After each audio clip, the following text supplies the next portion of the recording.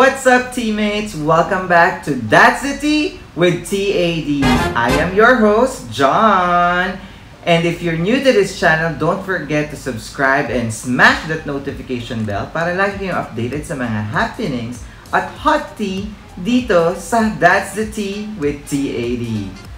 So for today guys, kamakailan nga ay talaga namang pinag-usapan ang awayang Donalyn Bartolome at Jose Jaronilla dahil sa post ni Jose about sa lola ng isang sikat na YouTuber. At nag-react nga dito si Donalyn Bartolome. At syempre guys, palitan sila ng sagutan, bintangan, awayan, hanggang sa gusto pa nila magdemandahan sa isa't isa.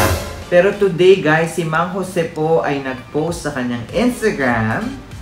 At ito po ang picture. Watch this.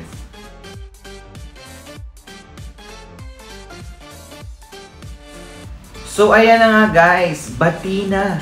Friends na sila ni Donalyn after mga patutsyadahan at bintangan at demandahang pagbabanta ay nagkaayos na po si Donalyn Bartolome at Mang Jose. Which is, kung makikita nyo sa post ni Mang Jose guys, ay nakalagay doon na Merry Christmas. Ayan, isa lang naman daw ang hangarin nila, kaya nagkausap at nagkaayos na sila.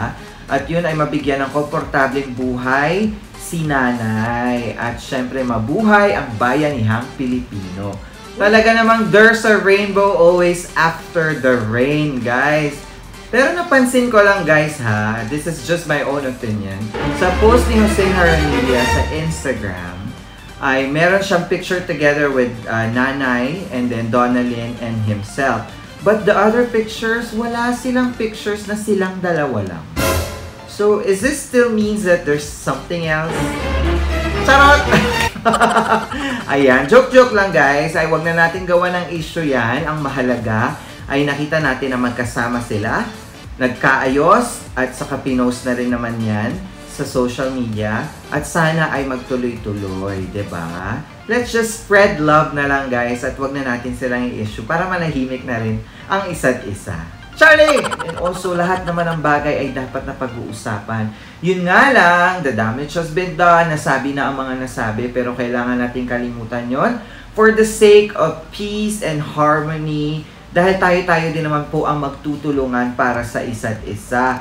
Pero kung mapapansin nyo po guys, we have checked the YouTube channel of Jose Jaronilla and Donalyn Bartolome, and both of their content about their patutsyadahan at sisihan at demandahan ng pagbabanta ay wala na guys. So ibig sabihin talagang kailangan na nilang kalimutan yon. Maybe they private the content or maybe they deleted it. So talaga namang sana ay magtuloy-tuloy ang pagtulong ni Mang Jose at sana ay maging aral ito kay Donalyn as well na talaga namang hindi dapat basta-basta sumasagot.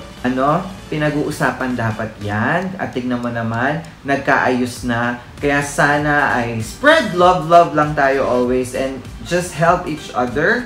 Ayan, pagtulong-tulungan na lang ni Donalyn at ni Mang Jose kung paano makakatulong kay nanay na talaga namang nangangailangan.